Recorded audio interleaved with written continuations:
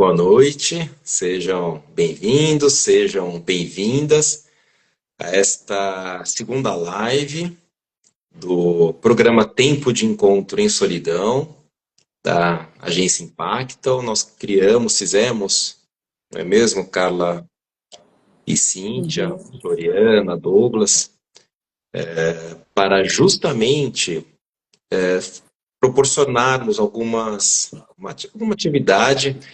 E estamos fazendo algumas, além dessas lives, para essa semana, que é a segunda semana aqui, porque fizemos ano passado, a segunda semana de conscientização da solidão e solitude.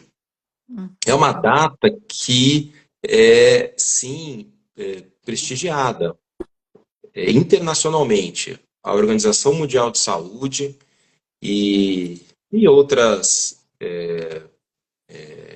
agências, outros grupos, trazem para esta semana de junho este momento de discussão, de apresentação. Então, esta foi a nossa intenção, por isso que estamos aqui, e para trazermos e falarmos desse tema, que é um tema muito, muito novo e necessário. Nós denominamos estas duas lives como a alquimia da solidão, a solitude, benefícios à saúde física, emocional e social. E a primeira live abordou a solidão como um despertar aqui nacional para justamente essa questão que é invisível. E hoje, com a Cíntia Alves Praz, abordaremos a solitude e a saúde social. A saúde social. Tá? São dois outros temas muito, muito importantes que fazem parte, temos que falar da diferença entre tudo isto. E eu acho que é importante contextualizar, inclusive de apresentar às colegas, de que a literatura é um pouco confusa. E esta é a nossa intenção hoje. Eu vou voltar a essa questão a seguir, mas acho que é importante deixar isto claro, porque as pessoas às vezes querem os termos, as definições, qual a diferença de uma para a outra, por que um certo autor escreve de uma maneira e outro autor escreve de uma outra forma. Mas eu vou deixar as colegas se apresentarem. Eu sou o Rodrigo Schultz, neurologista, professor da Universidade de Santo Amaro. E eu vou deixar aqui que a Carla se apresente, a Carla Núbia, e diga algumas palavras, e depois a Cíntia, para depois começarmos a falar um pouco do assunto. Por favor, Carla, fica à vontade. Boa noite a todos, muito bem-vindos, sejam todos muito bem-vindos à nossa segunda live da segunda semana de conscientização da solidão e solitude. Bem, um momento importante, não é? Nós vamos hoje ter a oportunidade de ouvir, de conversar, de debater e até ouvir de vocês sobre essas várias colocações na nossa vida sobre esse tema tão emergente, não é? E como geriatra, professora, a solidão tem tornado um tema transversal nas aulas, nas situações, nas avaliações dos pacientes, e que isso vem à tona. E nós estamos estudando e compilando informações preciosas para trazer aqui para vocês, para sensibilizar, não só sobre a solidão, que conversamos bastante na segunda-feira, mas sobre a solitude.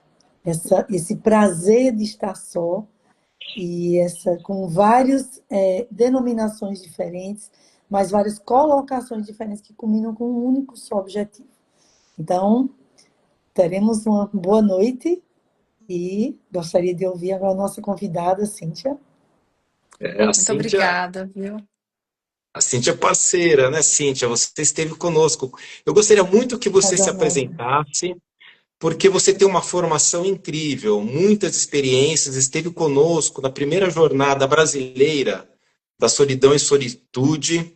Eu adorei, gostei muito da sua apresentação, a ouvir integralmente depois, fiz algumas anotações, e eu levo as anotações para onde eu vou, porque perguntam Sobre o tema, eu gostaria de dizer o tema aqui.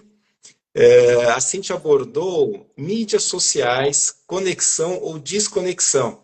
Então, se apresente, Cíntia. Você é psicóloga, fala um pouquinho de você, do seu trabalho, porque eu acho que você Ótimo. tem muito a contribuir aqui conosco hoje. Por favor, obrigado. Eu que agradeço imensamente o convite. Me sinto honrada de estar aqui nessa mesa, ainda que virtual, com vocês. Eu admiro muito a trajetória profissional de vocês, especialmente a coragem de vir falar sobre um assunto que ainda é tabu, que por isso mesmo merece vamos dizer, esse palco, né, essa atenção. E, bom, eu sou psicóloga, então eu trabalho há 25 anos já na área. Me especializei inicialmente em psicologia hospitalar e promoção da saúde.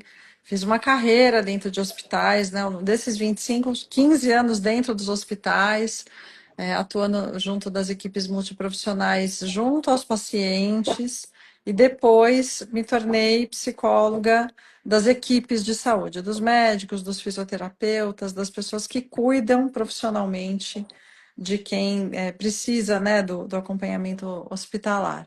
E aí me especializei em terapia cognitivo-comportamental, terapia de aceitação e compromisso, de autocompaixão e psicologia positiva, neurociência do comportamento. Agora estou fazendo mais uma formação bom, fiz segurança psicológica, saúde, qualidade de vida nas organizações. Onde eu ia vendo um tema novo pipocar, eu ia estudando, aprendendo, porque acho que lidar, né, com o nosso trabalho é de muita responsabilidade. A gente tem sempre muito a aprender, que se atualizar. E agora eu estou em uma formação pela Sociedade Brasileira de Trauma, para aprender mais sobre como é que a gente leva dignidade, alívio ao sofrimento de pessoas que tiveram experiências que não precisam ser tão limitantes quanto eu vejo que acabam se tornando.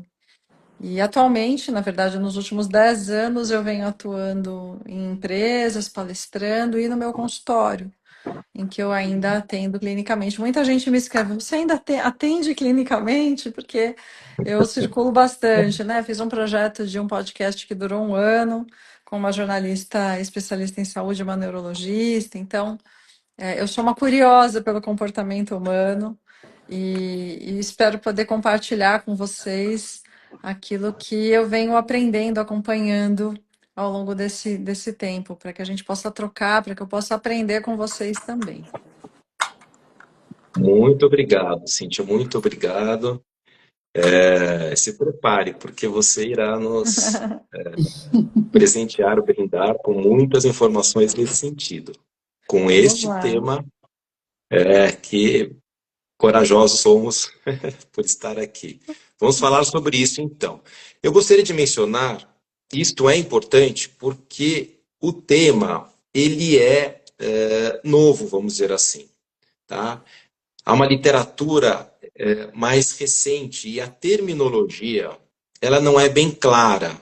Então, nós precisamos ler, vamos dizer assim, o parágrafo, ler a página, para entender o que a pessoa quer dizer. Porque a palavra loneliness, para nós é solidão.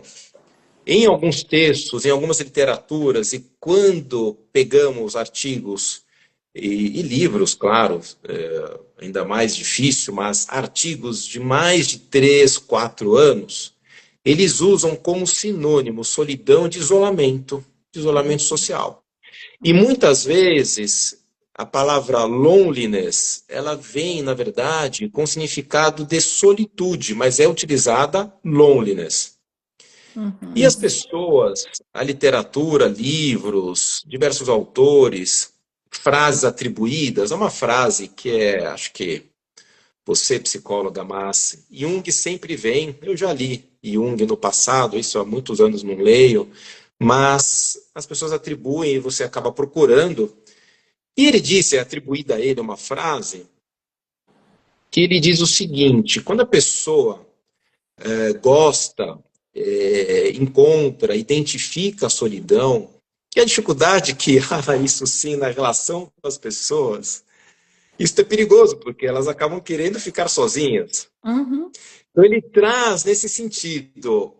Bom, você quer, você está procurando, você encontrará, e você irá querer ficar em solidão, mas ele usa a palavra solidão. E fica desta maneira, mas muitos autores usam desta mesma forma. Então é importante destacar esta intenção hoje, desvincular, que fique claro para as pessoas, depois desta apresentação hoje, a diferença entre solidão, solitude e isolamento.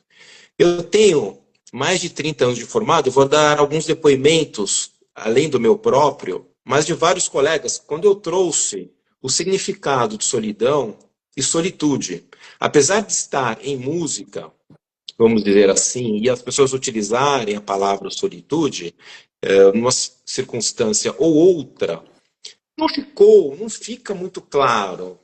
Parece que quando a pessoa diz, ela não diz propriamente do ponto de vista técnico, ela usa como um prazer, uma maneira de dizer, mas talvez ela nem saiba, vou ser bem sincero, o que se quer dizer com isto. Mas, e já que eu estou mencionando, a solitude, ela é um momento, e a Carla vai continuar essa conversa, as pessoas irão perguntar, você vai entrar nisso também, Cíntia? Mas é um momento da pessoa, ela voluntariamente procura isto, para autoconhecimento, de liberdade, para planejar. Tá? E não há necessidade, pelo que eu li, pela literatura recente, de se estar isolado. É comum, inclusive, que a pessoa se sinta em solitude, porque é um sentimento, na presença de muitas pessoas. Isso é interessante, porque quando você começa a pensar no assunto, e estudar o assunto, estamos estudando, não é, Cinti Carla, há mais de 3 anos, desde janeiro de 22, você começa a olhar as pessoas assim, e você pensa, será que ela está em solitude? Ou será que ela está em solidão?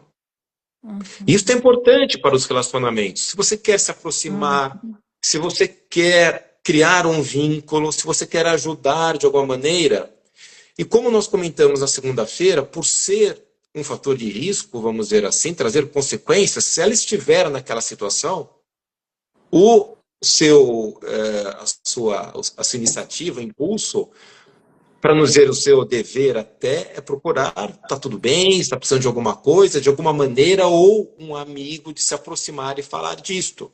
Então, essa distinção é importante. E eu queria comentar sobre, então, na verdade, fazer um relato. Eu faço um ambulatório na Zona Sul de São Paulo, na universidade, na Unisa, e há 6 meses, Cíntia, eu atendi, e veio para mim, para os alunos, para atendermos uma moça jovem, para descrever, nossa, é importante mencionar, muito bem apessoada, falando, e muito bem, com muita desenvoltura, professora do ensino público. E eu perguntei para ela, o que você está fazendo aqui? Os alunos apresentando. Ela disse assim para mim, olha, eu sou professora e a psicóloga da escola pediu que eu marcasse com um neurologista. Eu falei, mas por quê? Porque ela pensou, talvez, que eu tivesse um autismo ou algo nesse sentido. Tem sido muito bom, temos feito diagnóstico de autismo, foi realmente transformador tudo isso, entendermos mais, e há muito a ser feito, acho que isso é formidável. Mas o que eu quero trazer, ouvi com atenção, aí me explica, eu perguntei para ela, eu pedi para ela, né? Me explica, por que ela pensou nisso?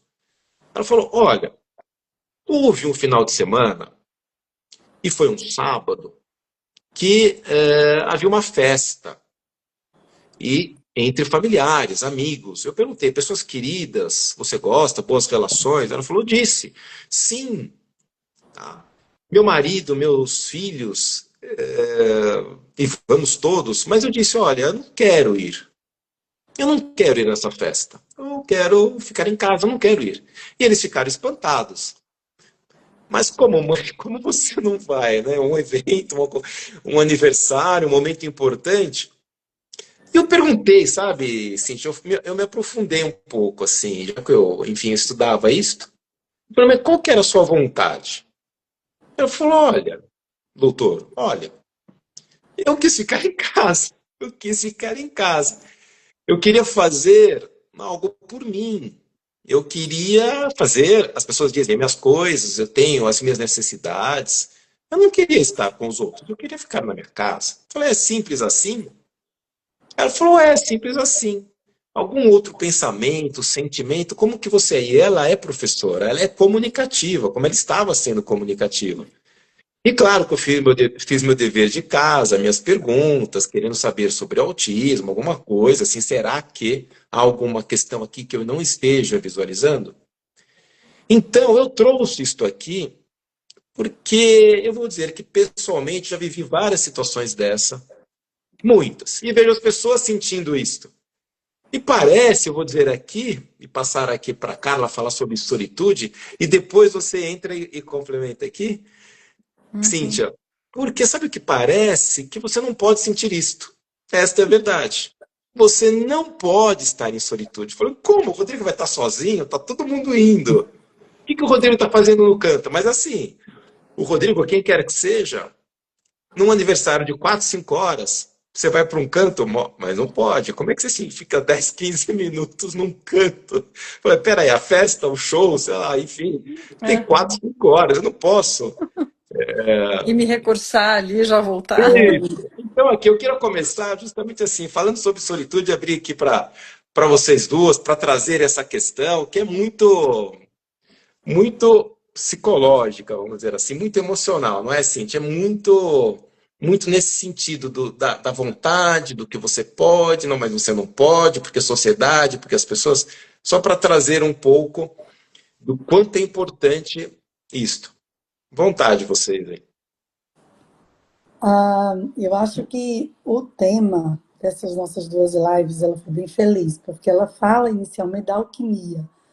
O que é alquimia? Exatamente essa transformação. Essa transformação difícil, não é? Para muitos, às vezes fácil para falar, mas como a solidão é um sentimento muito individual, porque ela tem muitas causas, muitos fatores, a solitude também ela é um sentimento muito individualizado. E aí a solitude é esse sentimento enigmático e ao mesmo tempo poderoso, né? Ele tem uma potência de transformar pessoas e condutas, e ela tem um poder de um descanso emocional. Gostei muito quando eu estudei isso, um descanso emocional. Então, é aquele momento que você se reserva para ser você mesmo. Inclusive, tem estudos que mostram que 15 minutos em solitude, ele é capaz de reduzir o alto padrão de sentimentos euforizantes, ou até sentimentos negativos, ou muita depressão, muita tristeza, ou muita euforia, muito nervosismo, muita ansiedade. 15 minutos de solitude é capaz de reduzir a estimulação desses sentimentos de alta resolução e de elevar sentimentos de calmaria, de raciocínio, de calma, de tranquilidade, de ponderação. Então, a solitude, ela é abstrata, dependendo de como a gente pode ver. Tem vários autores, filósofos. A solitude é transversal na filosofia, na neurociência, na psicologia, com vários autores estudiosos. E eu queria falar também do Carl Jung, né, que você começou falando, Rodrigo, que ele tem uma frase que diz: quem olha para fora sonha, Quem quem olha para olha para dentro dentro desperta. desperta. Então, é uma frase perfeita, porque Jung estudou muito a questão da personalidade extrovertida e introvertida. Então, ele deu vazão para esses primeiros, pelos primeiros sentimentos e visualizações de como é a pessoa no seu ser. Porque estar em solitude é um olhar para dentro, é um autoconhecimento, é uma autopercepção. E aí vem a criatividade, e aí vem umas condutas mais ponderadas, mais assertivas. Então, a solitude é uma decisão. Fácil? Não. A alquimia da solidão para a solitude. Cada um de nós podemos ter o nosso caminho, porque ninguém sabe qual o caminho que nos levou à solidão e onde a gente vai encontrar as arestas para a gente se agarrar para chegar à solitude. E a solitude é o prazer de estar só. A solidão é a dor de estar só. Também é uma definição muito rica, né? Então, assim, a solitude nos traz esse poder forte que ela é, diante de várias nomenclaturas. Realmente, quando a gente estuda a Loneliness, está misturada ali. Você tem que ler e reler para poder entender o que o autor quer dizer. Não, isso é solidão, isso é solitude, na mesma palavra Loneliness. Então, eu acho que nós estamos também na ciência, nessa alquimia, entre diferenciar realmente a solidão da solitude. Mas a solitude está para nós como o raciocínio está para a ciência, não é? Todos nós estamos vivendo num mundo de muita informação, e a gente vai falar sobre isso, né, Cíntia? Que é uma especialidade sua, a questão das mídias, é estar conectado e, ao mesmo tempo, totalmente desconectado. Como pode ser isso? Então, nós estamos no momento em que a solitude tem sido absolutamente necessária. E aí o estímulo à mindfulness, o estímulo à meditação, o estímulo a se autoconhecer. E aí vamos continuar lhe ouvindo agora sobre tudo isso, né? Todos nós precisamos de cultuar a nossa solitude. Eu acho que esse é um convite importantíssimo, né? Mas eu queria dar um passinho para trás para não perder. Vou tentar não perder. A minha cabeça está cheia de pop-ups depois de ouvir o Rodrigo e você. Eu falei, nossa, como é que eu organizo? Vou tentar trazer aqui o que está chegando para mim, que está mais vivo, assim, né, dessas falas. Eu acho que a primeira coisa é que eu acho que a gente vive uma crise de diagnóstico, né? Você entra no Instagram, você descobre que você tem um monte de transtorno que você, até 5 minutos atrás não sabia nem que existia. Então, eu acho que existe uma procura por é, responsabilização daquilo que a gente sente, né, do comportamento, e aqui, de maneira nenhuma, eu estou desqualificando a importância de um bom diagnóstico para tratamentos e para uma cultura de cuidado responsável. Mas quando o Rodrigo fala, por exemplo, né, dessa professora que chega pré-diagnosticada, para não dizer diagnosticada, né, como autista, isso é muito frequente no meu consultório também, né? As pessoas chegam, ou pacientes que estão comigo há algum tempo já, né? Há um período já de processo terapêutico que me dizem, Cíntia, você conhece algum neurologista ou uma neuropsicóloga? Porque eu estou precisando saber se eu sou autista. Como? Oi? Mas o que te faz pensar nisso? E justamente são falas assim muito equivocadas, né? Que misturam essa necessidade de recolhimento, de autorrecursar-se, que em algum nível, né, de profundidade e de satisfação pode se comparar com a solitude, ou com a dificuldade ou o desprazer na interação com outras pessoas, em dividir o próprio tempo, energia, atenção, que a gente está chamando aqui de solidão e, em última instância, de isolamento, quando há, de fato, uma evitação na interação social, né? Então, eu acho que a primeira coisa qual é a função de se buscar um diagnóstico, né? Qual é a serviço de quê, de quem estão esses diagnósticos tão equivocados que são feitos por posts do Instagram com falas curtas, enviesadas, que trazem uma pílula ou outra de ciência e misturam, né, o conceito, o conhecimento, e faz com que a gente, às vezes, esteja com dúvidas sobre o que de fato é crível. Até quando a gente fala, por exemplo, aqui, né, dessa confusão cultural, até eu diria, quem sabe temporal, do conceito de solidão e de solitude. Eu acho que esses são fenômenos também sociais, eu sinto que eles também vêm se apresentando à medida em que nós, enquanto sociedade, estamos vivendo novos fenômenos, né? Então, eu acho que tem essa questão de, bom, hoje existe, eu vi uma pesquisa recente e faço cor em dizer que a gente tem poucos estudos, é difícil de fato ter uma informação, porque os estudos estão acontecendo agora, esse fenômeno está acontecendo, né? Enquanto a gente está aqui falando sobre ele, ele está se dando, né? e está sendo observado e pesquisado. Mas, enfim, eu vi uma pesquisa que dizia que as pessoas que não acessam rede social ao longo do dia, elas têm a sensação ao final do dia que o dia delas rendeu muito mais, que elas foram mais produtivas, elas têm menos estafa. E aí o pesquisador dizia, isso parece uma coisa óbvia, mas eu quis entender o porquê isso está acontecendo. Porque quem usa rede social, às vezes está usando durante a fila, né, no almoço, enquanto entra em um elevador, quando fecha o semáforo no trânsito. Não é algo que você deslocou o seu tempo e a sua energia de uma atividade para ficar ali no scrolling, né? Não. Ainda assim, essas pessoas têm essa sensação. Bom, por quê? Porque quando você acessa o mundo aqui visualmente, né, você capta muito menos informação e tem muito menos interação e muito menos gatilhos, vamos dizer assim, do que quando você abre uma página de uma rede social, seja ela qual for e que você é absolutamente invadido por pensamentos, percepções, informações rasas, conteúdos enviesados, criados para gerar pânico, preocupação, ansiedade, depressão, comparação.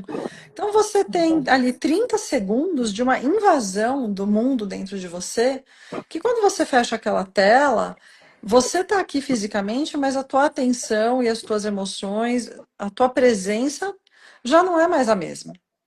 Então, eu acho que isso tudo para dizer que da minha percepção, concluo que estamos vivendo uma estafa social que acaba influenciando na nossa necessidade de ter um certo recolhimento, que não necessariamente é uma solitude, né?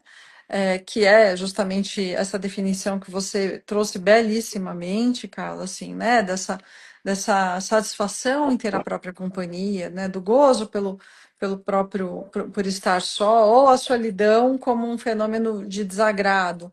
Eu sinto que é mais que isso. Eu acho que a gente está vivendo uma estafa mental, emocional, social, cognitiva, fisiológica, que faz com que a gente acabe associando a experiência social a emoções desprazerosas.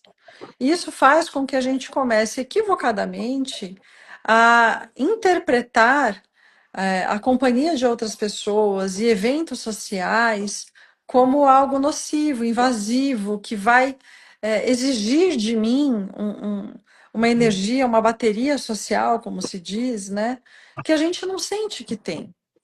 E às vezes a gente acaba se cobrando e sendo cobrado, né, por algumas ausências, e isso pode nos levar a um adoecimento, mas em que medida esse recolhimento também é importante e necessário, visto que hoje a gente não tem silêncio, a gente não tem ócio, a gente desconhece o processo de espera. O Douglas está aqui falando uma coisa interessante, essas performances sociais, exato, porque eu vejo que até mesmo a nossa dor e o nosso sofrimento está sendo espetacularizado para gerar engajamento, para que as pessoas fiquem ali nutrindo o seu tempo, energia e atenção naquilo que a gente tem a dizer, e eu não sei se tudo que tem sido dito é assim tão relevante, né? Então, eu acho que essa história da gente ter gamificado a nossa vida, né, em que as relações sociais passam pelo reconhecimento dos likes, das mensagens do direct, de para quantas pessoas você encaminhou aquele conteúdo, você salvou, quantos comentários tem.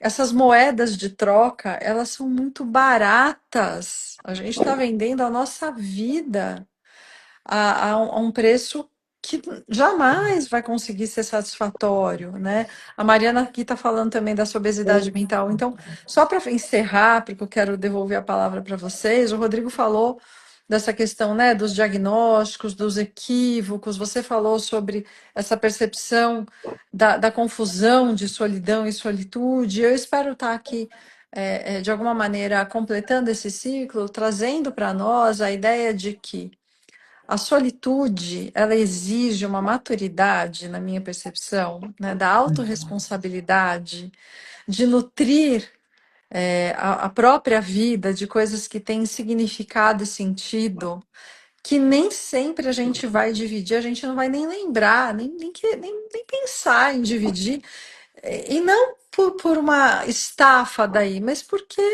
não precisa. A experiência não é o meio, ela é o fim. E hoje a vida da gente parece que virou experiências se tornando meio para obter reconhecimento, para obter essa validação social. Então, se eu saio e me exponho socialmente em busca de validação, eu estou o tempo inteiro olhando para o outro e sem olhar de verdade para mim. E aí eu passo a ter uma vida vazia de conexões, né, daquilo que realmente às vezes a gente vive mesmo com distância geográfica. Eu acho fabuloso que a gente tenha mais recursos e mais formas de acessar as pessoas hoje. Reduzir a distância geográfica é fabuloso, mas eu acho que a gente precisa entender quem é o dono de quem aqui nessa história, né? Eu queria só Perfeito. responder a pergunta aqui do Douglas, né? Claro. A solidão é sempre dolorosa, triste ou existe vida na solidão? Então, a gente está dizendo que solidão é diferente, que essa solidão prazerosa, vamos dizer assim, é a solitude, né?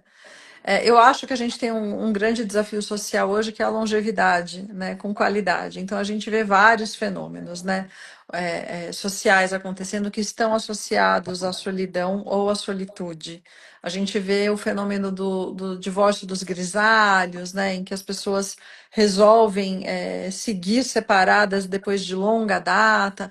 A gente vê pessoas reinventando o seu papel social e profissional, abandonando carreiras ou se aposentando iniciando algo completamente novo. A gente está lidando com uma janela de tempo em que nunca tantas gerações estiveram convivendo juntas como se tem notícia agora, né? Então, essa pluralidade de experiências, ela pode ser um grande estímulo e um grande convite à convivência, ao crescimento, ao desenvolvimento, mas ela também nos coloca de frente com é, a possibilidade de escolher a solidão ou a solitude, ou estar sozinho em última instância, como um recurso saudável, né, de autocuidado, porque a pesquisa mais longa sobre felicidade humana que existe diz que as conexões sociais, se não me engano, são o principal Uhum. pilar, né? Isso. Mas Sim. conexões que sejam saudáveis, que sejam relevantes, né? Então, se você conhece bem a pessoa da padaria que você frequenta, que faz um pãozinho na chapa lá, que está, né, no grau de crocância que você adora, essa é uma relação relevante, porque você se sente reconhecido, você se sente pertencente. E aí você chega em casa às vezes e tem com um familiar, com um cônjuge ou com um vizinho uma relação que é absolutamente nutritiva, que te dá espaço, liberdade, isso também é relevante e saudável. Agora, se você não consegue ter esse espaço, essa relação também vai te impactar, mas muito negativamente. E aí, nesse caso, é preferível afastar-se do convívio e lidar com o estar só, ainda que não seja a solitude, para desenvolvê-la. Só que esse é um convite que exige essa autorresponsabilidade. A gente vive uma sociedade paternalista, que a gente quer responsabilizar o mundo por aquilo que nos incomoda e não consegue se responsabilizar pelo nosso círculo de influência, que é onde é que eu realmente impacto e modifico as coisas, né? Isso.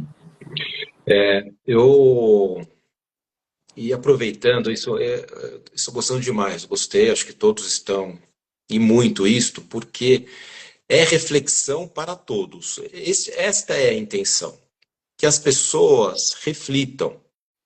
O que não pode acontecer, o que eu diria que é proibitivo, eu acho que o envelhecimento, você falou de envelhecimento, nos ajuda nesse sentido, a perceber, não, a literatura usa a palavra armadilha para certas circunstâncias na vida.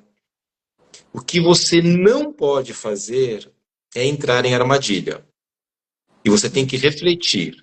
E eu não acho que haja, a minha opinião, muita reflexão, necessidade de muita reflexão. Eu vou ter o seguinte aqui, mais um depoimento, porque eu gostei que a colega que está nos escutando aqui, que se identificou com o relato, porque através dos relatos que nós aprendemos. E a medicina, eu não falo que isto seja de médico, mas em áreas da saúde é assim que se aprende. Na beira do leito, é ouvindo, é aqui, nesse tipo de conexão, onde quer que seja, é o depoimento. Mas, e é importante falar, Cíntia, nós temos sempre tocado neste ponto, que é algo, isso tudo que nós estamos falando, que ocorre em todas as idades. Então, dentro do campus, um docente como eu, observando os alunos transitando por uma praça linda e maravilhosa da Universidade de Santo Amaro. Ela é linda, árvores, e há 6 meses tinham tantos tucanos, eu parei meu telefone e comecei a tirar foto de tucano. Aí eu abaixei meu celular e falei, não, você nunca foi de tirar foto disso, você sempre curtiu o momento. Eu abaixei e fiquei olhando o tucano lá para cima, de tão lindo que é. E sentir tudo isto. Mas eu vou dizer a palavra que surgiu entre nós dois docentes da universidade. Que as pessoas parecem zumbis. Elas parecem zumbis porque elas vão andando no meio da praça entre professores e alunos com isto aqui. E ele usou a palavra zumbi. E a palavra zumbi, ela não é uma palavra... Eu nunca gostei de filme de zumbi, nunca assisti um. Mas ela tem uma conotação negativa, né, das pessoas. E é muito triste, é até difícil falar. Você sabe, eu acho que vocês sabem, todos que estão ouvindo aqui, quando que é usada a palavra zumbi. É triste naquela situação, é muito triste. Você não quer ver nenhum na frente, você acaba vendo. E você, quando você escuta e olha para as pessoas daquele jeito, porque você sente isso, eu não quero ser um zumbi. Mas quando você não olha para fora, não olha para dentro, e olha para cá, porque olhando para cá, muitas vezes, não é olhando para dentro e nem olhando para fora. Onde que você está? Você está no limbo. Você está num limbo. Você não está para fora porque você não está olhando para a natureza, cutucando para as pessoas. Você não está para dentro porque você não está pensando em você. Você está onde? Você está num limbo. Você não está em lugar nenhum. Então, as pessoas têm que parar e pensar nisto, tá? Tem que refletir. Aqui, nunca, essas conversas não têm um fechamento. É um assunto novo, como nós estamos dizendo. Agora, o que é importante que se diga é que traz consequências à saúde. E nós estamos falando aqui porque isto é saúde mental e saúde física. Eu vou falar de solidão, que traz, porque nós temos que sair e buscar solitude. E a literatura é muito legal. Já cruzei muitas vezes, eu coloquei e fui lá no belonging, pertencimento. E quando se traduz, sempre lá é o belonging. Então, a Louise Hockley, doutora da Escola de Saúde Pública de Harvard, ela diz, olha, a solidão é uma questão de belonging e trust. Confiança, pertencimento. Ela fala, é uma questão disso. Ela resume demais, mas ela vai direto no ponto, talvez num crucial. Então, nós temos que pertencer. Nós sempre fomos assim. Nós somos todos, é uma frase, é uma retórica, mas é sempre bom revitalizar, repaginar, né? O homem é um ser social, mas quando você diz o homem é um ser social, eu não sei quem foi, quem que foi que disse? Foi o filósofo da antiguidade, opa, agora eu não posso, mas enfim.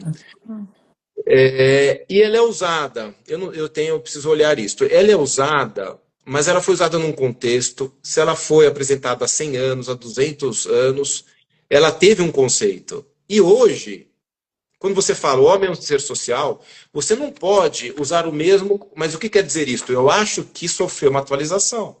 O homem é um ser social. O que quer dizer? É aquilo que nós estamos falando aqui. O que quer dizer isto hoje, o homem é um ser social? Visto nesse mundo de hoje que ninguém imaginava, porque ficção é muito inferior à realidade. E todo mundo que aprende sabe o que eu estou falando, entendeu? A ficção corre muito aquém do que de fato acontece. O que de fato acontece é muito mais maravilhoso, muito mais verdadeiro. Mas a solidão, ela está muito nas doenças crônicas e ela intensifica isto. Ocorre em pais, em mães e pais, em pais. Existe isto, entendeu? Você sente e você pode chorar, você pode se manifestar em função disto. Imigrantes, como estão falando muito hoje em dia, refugiados, ninguém quer falar nisso, né? Ninguém quer falar nisso. É muito difícil falar nisso, tá? Nem para os cuidadores, 8 em 10 sofrem de solidão. que você faz? Porque o que vai dizer para o cuidador? Ele é cuidador é com você isso, entendeu? E, desculpa a frase, se vira, leia, acesse o site, e aqui brilham alguns aqui, acesse o site lá. Como se é outra coisa, né, Cíntia? Como se Não fosse é assim, só olha, acesse o informação, né? A site gente não... A informação é o que a gente e mais como tem. se... Olha o que a gente está fazendo Pois com é. tanta informação. Mas a Organização Mundial de Saúde, e eu já passo para você isso, porque eu quero entrar nessa questão da saúde social. Porque a Organização Mundial de Saúde coloca esta terceira dimensão. É a OMS que coloca. A saúde social. Então, sempre foi, né? O físico e o mental. E agora entra o social, e quem traz é a Organização Mundial de Saúde. Que é justamente isto, e podemos seguir falando mais agora sobre isto, que diz respeito à qualidade, às relações com familiares, com amigos, no trabalho, que é isto que proporciona mais saúde física, mais saúde mental e longevidade.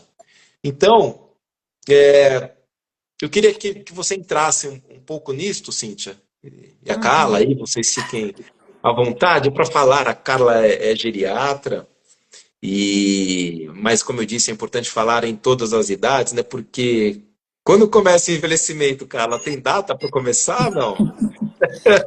Porque eu Ai, acho que a lição que se tem, olha, se perguntar quando começa a envelhecer.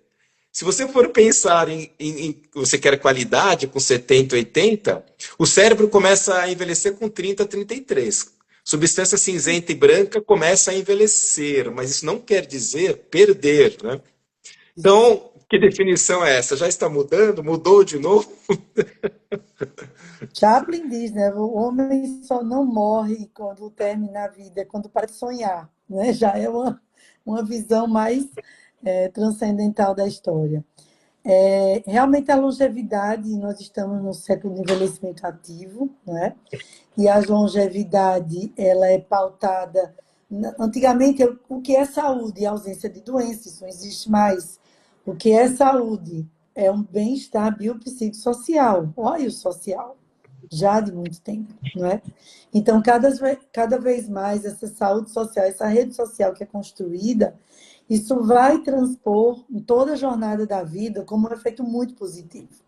E a ausência dela é muito verdadeira no desfecho negativo na terceira idade. E aí, trazendo exemplos também, eu lembrando aqui de pessoas, a gente atendendo, conversando, o quanto é diferente. Nós estamos agora vivendo a era da transição, né? Nós estamos assistindo nossos idosos nonagenários, centenários, octogenários, conversando com eles, né? Ouvindo as experiências, o dormir cedo, todo mundo junto, sentado à mesa, cantando na calçada, os encontros, os interiores, as cidades mais calmas, mais com vida mais simples, nata e palpável. E nós estamos assistindo nossos filhos, nossos netos, sobrinhos, numa vida completamente, como foi dita, hiperconectada, mas muito desconectada.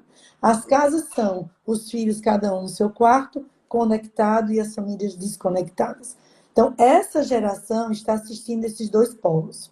Daqui a pouco a geração mais velha vai desaparecer, ficaremos só de 70, 60 para cá, e nós não teremos essa experiência. Mas nós podemos ter ainda a sabedoria de tentar absorver o que foi que mudou. E a linha tênue disso é a comunicação. E talvez a comunicação na política, na astronomia, na ciência, na saúde, na indústria, a comunicação foi o grande marco desse século que passou.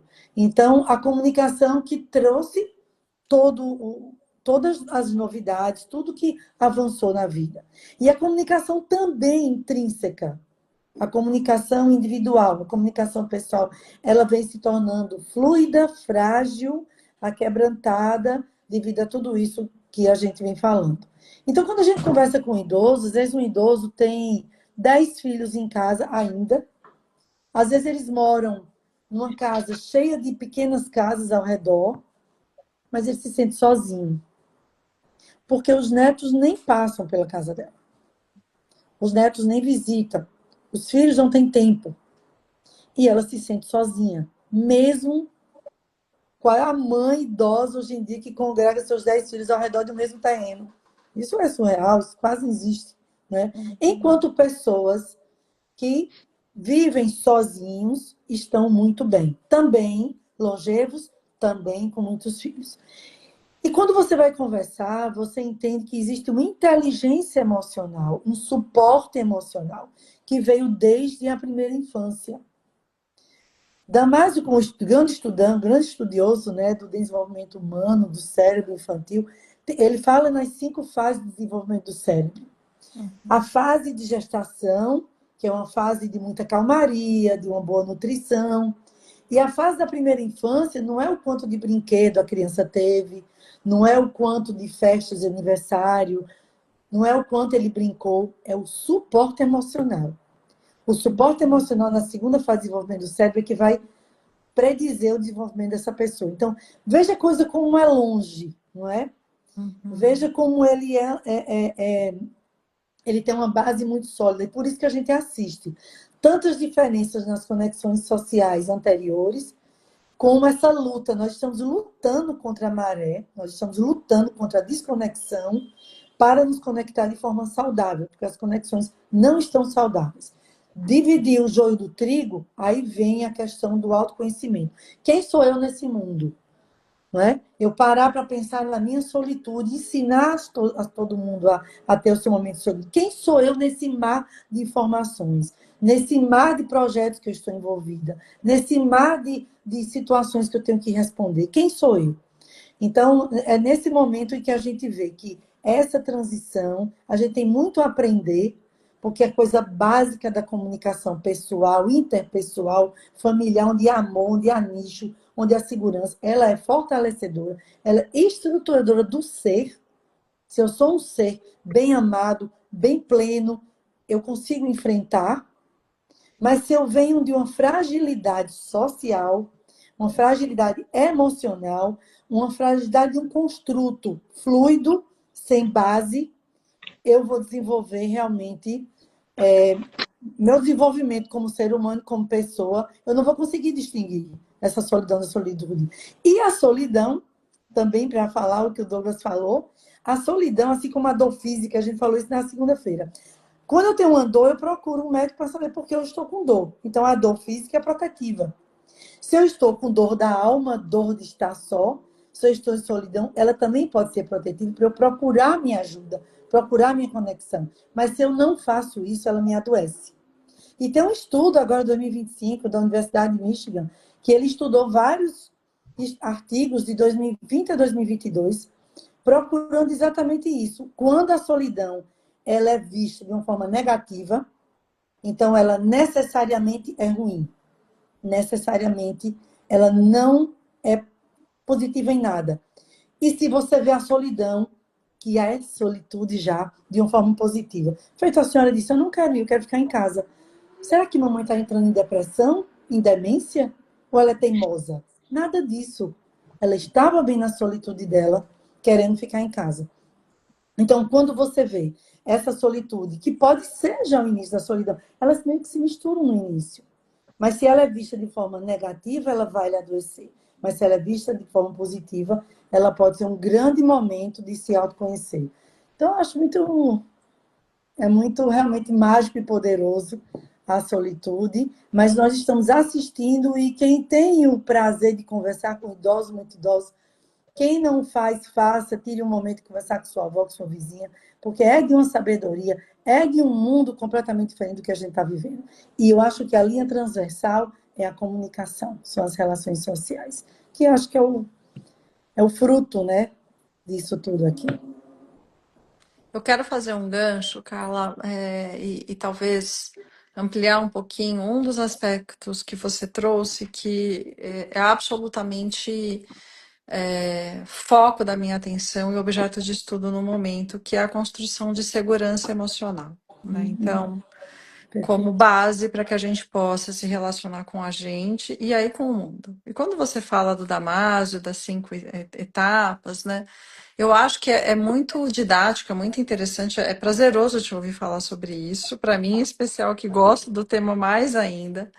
Mas eu queria chamar a atenção para as pessoas que de repente estão nos acompanhando e que se identificam com a sua fala, mas sentem que elas não se encaixam no padrão de terem tido uma vivência social saudável, de não terem vindo de lares estruturados, de relações de amor, de relações de respeito, de relações em que essas conexões emocionais que geram segurança estiveram presentes. Porque eu acho que essas são as pessoas que têm maior vulnerabilidade, tanto para burnout, como para desenvolvimento, né, de transtornos mentais, e que vão ter mais solidão do que solitude, justamente porque na construção delas de percepção de vida, de mundo e de si mesmas, existe ali uma percepção de ameaça. Interagir com o mundo passa a ser percebido de forma ameaçadora. Por quê? Porque a pessoa tem, às vezes, comportamentos que ela não se percebe, mas ela comete autoabandono, ela é autoabusiva, e ela está sempre em gancho se relacionando com outras pessoas que são absolutamente tóxicas, invasivas, desrespeitosas, e elas, por precisarem de aprovação social, acabam se expondo a situações em que elas têm dificuldade de dizer não, colocam a própria vida a serviço das metas de outras pessoas, precisam ser validadas por serem boazinhas, e aí a interação social passa a ser absolutamente retraumatizante e foco de sofrimento. Essas pessoas que estão aqui, que podem estar nos escutando, eu quero dizer para elas que existe um jeito de, apesar de elas não serem uma tábula rasa para algumas experiências em função desse trauma de desenvolvimento, existe para elas a possibilidade do florescer. O Martin Seligman estuda, né, sobre o florescer, que é justamente essa capacidade de dialogar com as experiências iniciais que não foram satisfatórias do ponto de vista afetivo, fazer a reparentalização, que é olhar e perceber que talvez você seja a adulta que te faltou, e que aquela pessoa que vai te validar não é, portanto, o seu chefe, seu cônjuge, sua amiga, mas é você mesmo, a partir do momento em que você enxerga que você é capaz de estabelecer limites saudáveis. E aí a interação social, ela passa a ser até desejável. E a própria interação consigo mesma também prazerosa, porque essa relação consigo é a relação que a gente vai levar para toda a vida, porque afinal de contas a gente se leva para onde é que a gente, para onde quer que a gente vá, né? E essas referências, esse repertório com o qual a gente vai ler o mundo, vai impactar absolutamente também na nossa motivação para o autocuidado, para o amor próprio, né? Para a validação de hábitos que não sejam tão dissociativos, em que eu não precise me distrair da minha dor existencial por meio dessas recompensas de consumo excessivo, de outros vícios, de hábitos absolutamente desenfreados que fazem com que a minha solidão seja maior do que a minha solitude. E aí eu acho que tem uma palavrinha que, se eu pudesse deixar uma só da nossa conversa aqui para as pessoas, é não invalide a própria dor e nem a dor de ninguém, porque para a gente construir confiança e pertencimento, né, como o Rodrigo trouxe, eu absolutamente aplaudo isso, né, de pé, confio exatamente nesses conceitos, a gente precisa validar o que a gente está sentindo, ainda que isso nos torne impopular com as pessoas que a gente gosta, né? E validar que a dor do outro ou a forma com que o outro enxerga o mundo é diferente da minha e que, ainda que eu não concorde, não compreenda, eu preciso ser capaz de dar a ele o direito de existir tal como ele é. Então, eu acho que a gente vive um mundo, né, em que tem muita gente lucrando, né, essas big techs, os bilionários, as indústrias que lucram com o sofrimento humano de uma forma geral, estão lucrando muito com esses desencontros em que a gente vende modelos idealizados, né, clichês, como disse o Douglas aqui, romantizados, e para de observar o que de verdade faz sentido para cada um, para cada vida. Cada um tem uma história, e aí cada um tem a sua, né? Todo mundo tem uma história e cada um tem a sua. Então, acho que olhar para a própria história com esse respeito e com a oportunidade de se perguntar o que realmente a pessoa está fazendo por si mesma para nutrir a própria vida, que não dependa nem do apoio e nem da validação e nem do reconhecimento do outro. Porque eu vou deixar uma pergunta aqui: o que é que a gente tem feito com a nossa própria vida, com a nossa saúde, com o que tem valor para nós, em busca de reconhecimento? O que é que a gente tem feito para ser validado por um mundo que talvez não tenha esse valor todo que a gente está dando lá fora e tenha mais valor aqui dentro se a gente pudesse nutrir? Muito bom tudo isso. Eu quero ouvir essa live depois. Nós vamos terminar. Vamos, acho que mais algumas palavrinhas. Eu queria citar aqui, antes de a última, vamos dizer assim, a Julian Holt Lundstad esteve aqui no Brain o ano passado e conversamos muito. Ela é norte-americana, de Utah, uma psicóloga, a primeira a publicar estudos sobre mortalidade relacionados à solidão. E ela usa uma frase, ela participa, na verdade, de todas as comissões da Organização Mundial de Saúde. Ela participou do relatório direcionado à solidão e conexões sociais norte-americano, Dr. Vivek Murthy, psiquiatra, e ela participou em 2017 da coalizão, da formação da coalizão australiana, tá? Pela solidão. E ela disse o seguinte: olha, nós devemos priorizar nossos relacionamentos sociais como se nossa vida dependesse disso. Porque Porque depende. depende. Porque depende. Temos que pensar nisso. Eu vou deixar umas palavrinhas para vocês, depois eu fecho aqui. São 9 horas, para vocês terminarem como vocês quiserem. Fiquem à vontade aqui. O Douglas, estou caminhando sozinho. Muito bom, Douglas, é isso, né? Alguns aqui, todos colocam, deixam dicas, deixam ideias, sugestões, e é isso que acontece. As pessoas pegam aqui, ali, na verdade não fazem igual, mas às vezes elas, na verdade, a maioria das vezes, elas montam uma delas, né? Obrigado, Felipe. Bom te ver sempre, meu amigo. Muito obrigado. Você será sempre muito bem-vindo e trabalharemos juntos, estaremos juntos. Obrigado, Felipe. Muito bom. Carla, Cintia, fique à vontade, depois eu termino aqui. Bem, que esses dois momentos sobre a solidão na segunda-feira, dia 9, e hoje, dia 11, tenha servido para todos nós, né? Como uma reflexão, como um estímulo a estudar, aprofundar sobre o assunto, em que é um tema emergente, é um tema que cada vez mais cresce, visto o mundo que estamos vivendo, e que possamos entender por que estamos só, por que essa dor na alma, e como se autoconhecer, mesmo conhecendo toda a nossa história, porque cada um aqui tem uma história, e essa história que vai construir o quanto só você pode estar sentindo, e que vai construir o quão força e os vieses que você vai encontrar para fazer a alquimia para a sua solitude. E daí ter uma vida mais prazerosa, mais conectada, mais feliz, sem precisar de validação. Gosto demais disso, né? Que você a sua autogerência siga seguir sua vida. Então, sigamos aí no Encontro em Solidão, porque o estudo não para. É um assunto infindável. Muito obrigado, Rodrigo. Muito obrigado, Cíntia. Muito obrigada a todos.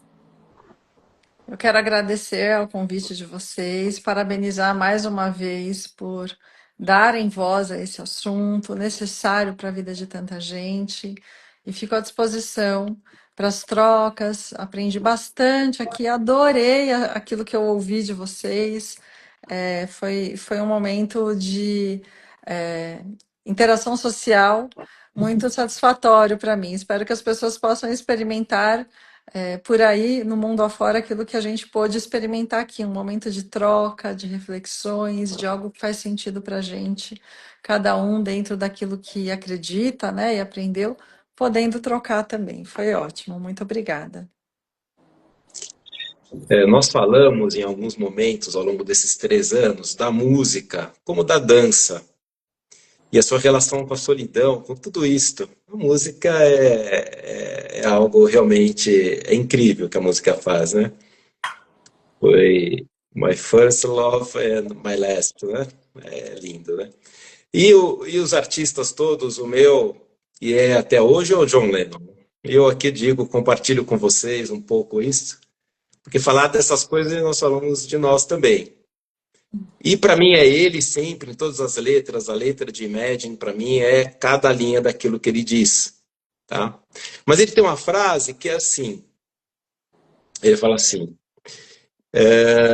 nenhum lugar fará você se sentir um homem. Eu estive em vários lugares e só me encontrei em mim mesmo.